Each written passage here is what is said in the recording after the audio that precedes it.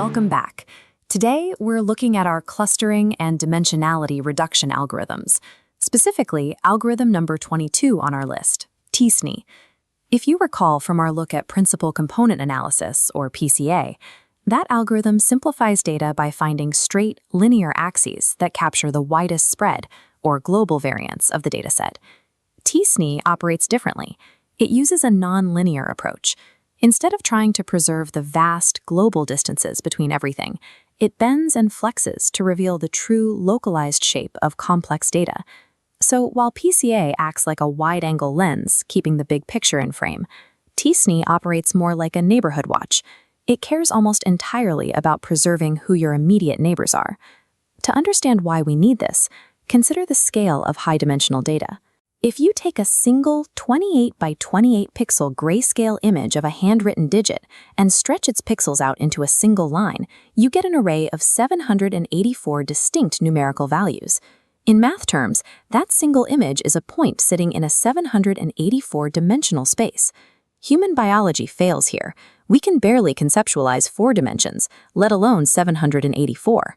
To actually see what this data looks like, we have to force it onto a flat 2D map. If we just use standard linear projections to flatten hundreds of dimensions down to 2, the geometry breaks down. Distinct clusters smear together into a dense blob, and meaningful outliers get lost in the noise.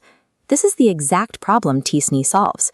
It takes thousands of dimensions and squashes them flat, strictly enforcing a rule that points which were close together in the high-dimensional space stay close together on the screen. To pull this off, t-SNE abandons raw distance measurements. Instead, it looks up the physical distance between 2 data points and translates it into a probability, specifically the statistical likelihood that those 2 points are neighbors. It sets up a strict friends versus strangers dynamic. The algorithm heavily favors keeping highly probable neighbors tightly packed together, while actively repelling unrelated points. This requires a deliberate mathematical sacrifice. t-SNE entirely gives up on long-distance accuracy. The gaps between distinct clusters on the final map do not represent true physical distances. By ignoring the vast empty spaces between different groups, the algorithm ensures that localized relationships survive the drop to 2 dimensions. Tight clusters of similar data pop out as highly visible, isolated islands. This chart shows the complete 3-stage pipeline that t-SNE uses. In stage 1, the algorithm evaluates the high-dimensional space. It centers a Gaussian curve over every data point, converting distances to surrounding points into joint probabilities, labeled P. The width of this bell curve is controlled by a setting called perplexity, usually dialed between 5 and 50. Perplexity tells the algorithm roughly how many close neighbors each point should care about.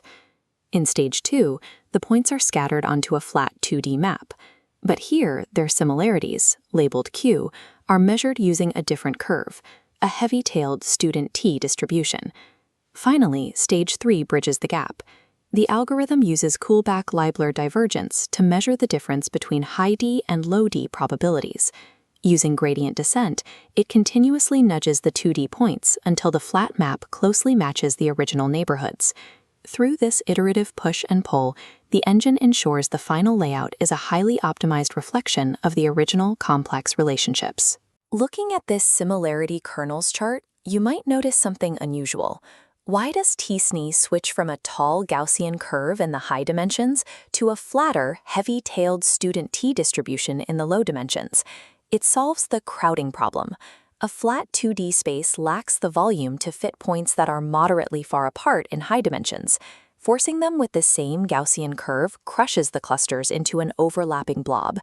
The student T distribution has heavy tails, meaning it approaches 0 much slower than a Gaussian curve.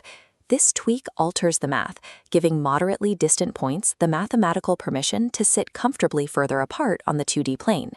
Using one probability curve for high dimensions and a different heavy-tailed curve for low dimensions allows distinct clusters to spread cleanly instead of collapsing inward. We can see the result in this chart showing the classic demonstration of t-SNE on the MNIST dataset.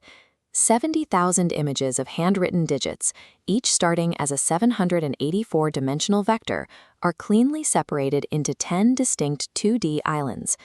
The algorithm achieved this perfect grouping purely by evaluating local neighbor probabilities. No one ever told it which images were zeros and which were nines. t-SNE takes dense geometry and complex statistical probability and turns them into intuitive visual insight. It allows us to actually look at the structure of our data before we build models on top of it. The true value of this mathematical theory is how readily you can execute it in a standard programming environment with just a few lines of code. Now that we understand the mechanics, let's open up the notebook and watch 64 dimensions collapse down to 2. The technique was formally introduced in a 2008 Journal of Machine Learning research paper, authored by Lawrence von der Matten and Geoffrey Hinton.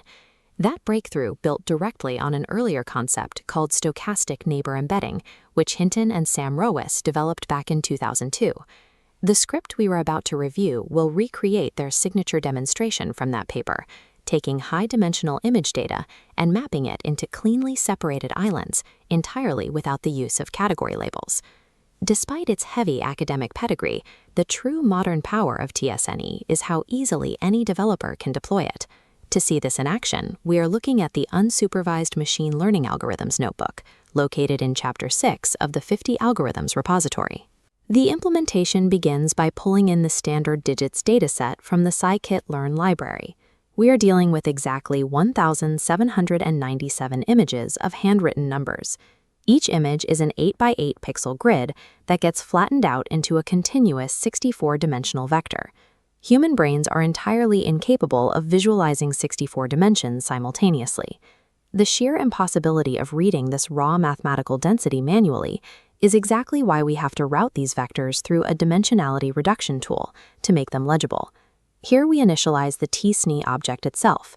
By setting n components to 2, we force the output to collapse onto a flat, two-dimensional map. The perplexity parameter acts as our physical control knob. Setting it to 30 dictates the effective size of the local neighborhood the algorithm will preserve around each individual data point. Because t-SNE relies on a randomized starting layout and gradient descent, it is inherently non-deterministic. We use PCA initialization and a fixed random state to ensure we get a stable, repeatable result every time we run the cell. Then comes the critical moment of execution, the fit transform function. Inside this single call, the system computes the complex pairwise probabilities in high-dimensional space, and then runs the iterative gradient descent to nudge the low-dimensional points into place. This highlights a unique limitation of the classic t-SNE model. It cannot transform new, incoming data after the fact. Fitting the map and transforming the coordinates happen simultaneously in this one step. This single line of code is a highly efficient black box. It obscures the immense computational heavy lifting and acts as the direct bridge between abstract calculus and our practical visual map. Those newly calculated two-dimensional coordinates are then fed straight into a standard scatterplot. This scatterplot shows the exact result. The chaotic 64-dimensional vectors are separated into identifiable islands. Remarkably, the actual identity labels were never used. It sorted the points entirely blind. Colors were only applied afterward to verify the clusters. This fast execution is possible because of an optimization running under the hood. Scikit-learn defaults to using the Barnes-Hutt approximation. By approximating the repulsive forces between distant points, Barnes-Hutt cuts the algorithm's time complexity down from an impractical squared cost to a highly efficient logarithmic scale. Writing those 3 lines of code is easy, but knowing exactly where this mathematical map can be trusted and where it will lie to you is what separates a simple graph from true insight. Equations on a whiteboard only tell half the story. When data scientists actually deploy this algorithm in the wild, the results are incredibly practical. Take single-cell genomics. Researchers often start with thousands of cells, each containing thousands of genetic measurements.